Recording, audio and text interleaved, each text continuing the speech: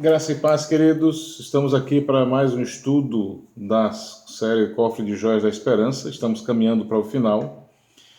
E o tema de hoje é o tema da mensagem que nós pregamos na semana retrasada, chamada Verdades que Precisamos Saber sobre o Inferno. Baseado naquele texto de João 3,16 que diz: Porque Deus amou o mundo de tal maneira que deu o seu Filho unigênito, para que todo aquele que nele crê não pereça, mas tenha a vida eterna. Estamos enfatizando aquela parte que diz: todo aquele que nele crê não pereça. Amados, o herói do céu é Deus.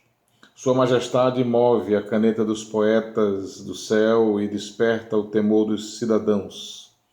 Os habitantes do céu se maravilham com o tempo todo com os pecados que Deus perdoa, com as promessas que ele cumpre, com o plano que executa. E por meio de todos e a todos, ele faz o convite: venham desfrutar de mim para sempre.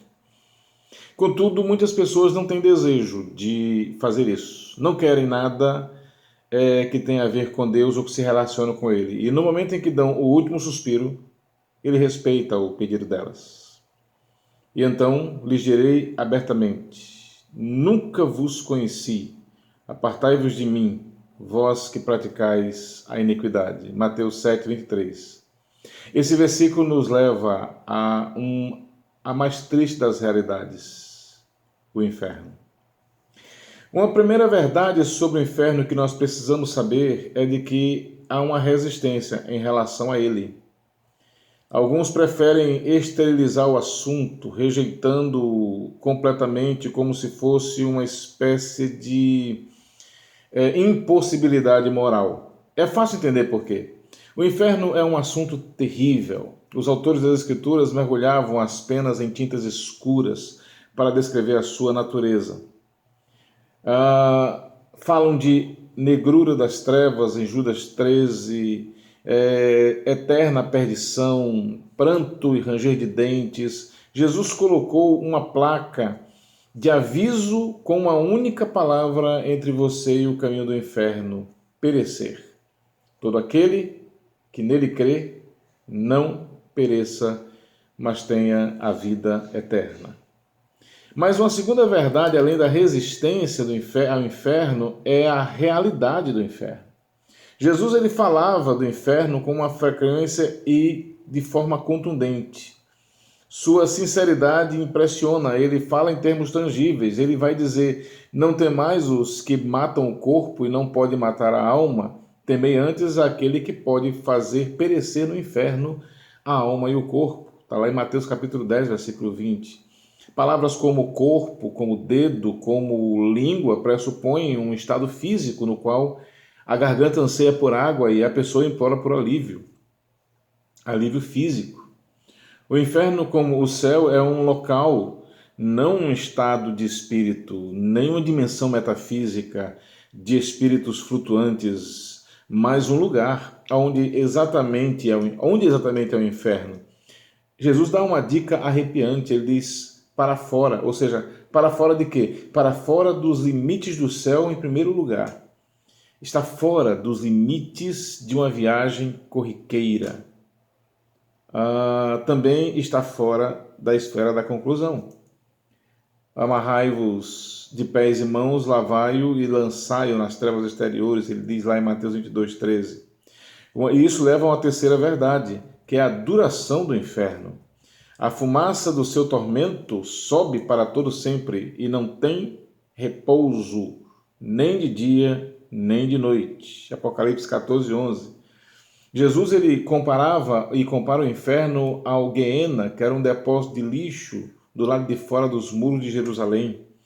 É infame porque as suas chamas e deterioração eram constantes. Ele usa o Guiena como uma descrição visual do inferno, o lugar onde o seu bicho não morre e o fogo nunca se apaga.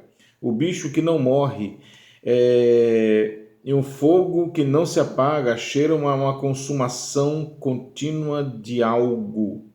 Jesus também descreve a duração do céu e do inferno com o mesmo adjetivo: eterno. e irão estes para o tormento eterno, mas os justos para a vida eterna. Está lá em Mateus 25, 46. Então o inferno dura a mesma coisa que o céu, eternamente. A quarta verdade que a gente vê é o pior do inferno. O pior do inferno é que ele é a sociedade na sua pior versão. Tem a ver com indivíduos em seu pior estado. Tem a ver com indivíduos, ele traz à tona e reforça os traços piores e mais feios das pessoas, mais negros, mais escuros da alma. Como disse o escritor Thomas Vincent, né? Não só o incrédulo estará no inferno, mas o inferno também estará nele.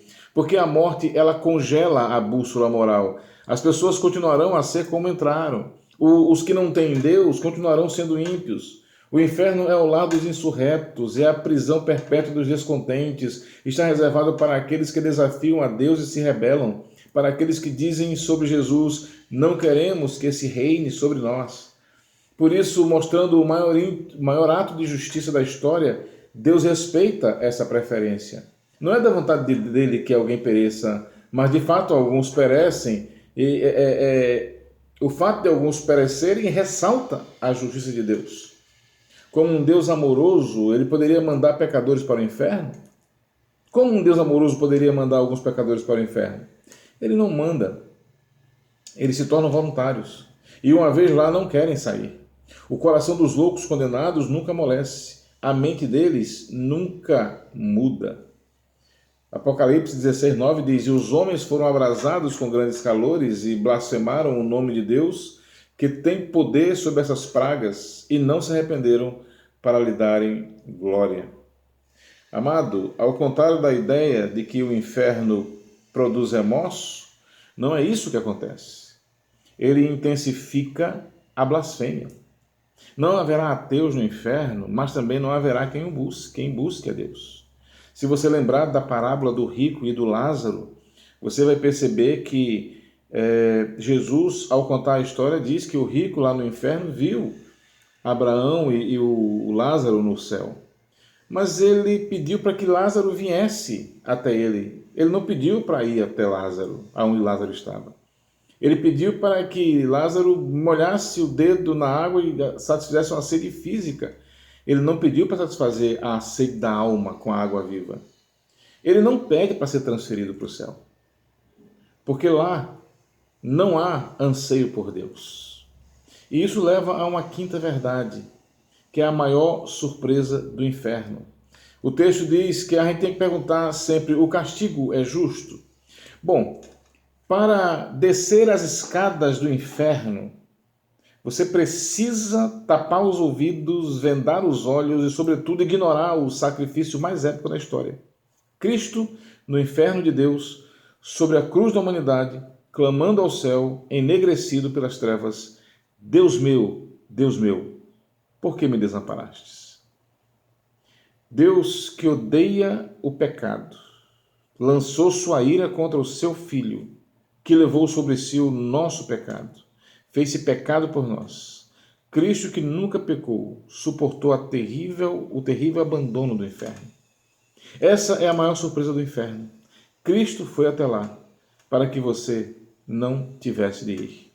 Contudo, o inferno não pôde contê-lo. Ele ressuscitou não apenas dos mortos, mas das profundezas. Por sua morte, destruiu o que tem o poder, a saber, o diabo. Está lá em Hebreus capítulo 2, versículo 14. Cristo saiu do domínio de Satanás com essa declaração: tenho hoje as chaves da morte e do inferno. Apocalipse 1:18. Ele é o administrador da eternidade. A porta que ele fecha, ninguém abre. A porta que ele abre, ninguém fecha. Graças a Cristo, essa terra pode ser o lugar mais próximo que você pode chegar ao inferno, mas distante de Cristo, essa terra é o lugar mais próximo que você chegará do céu. Enfrentando a morte com medo ou com fé, com pavor ou com alegria, Jesus disse: para que todo aquele que nele crê não pereça. Deus faz a oferta, mas nós fazemos a escolha. Graças te damos, Senhor, pela tua graça que trouxe teu Filho, para que ele pudesse morrer por nós e não tivéssemos que ir ao inferno. Que cada um que ouviu esse momento, esse estudo, possa entender e ter consciência de que a oferta já está posta, mas a escolha individual é de cada um. Que nós possamos escolher por Cristo e pela vida eterna, e que eles possam escolher por Cristo e pela vida eterna. Em nome de Jesus. Amém. Que Deus abençoe.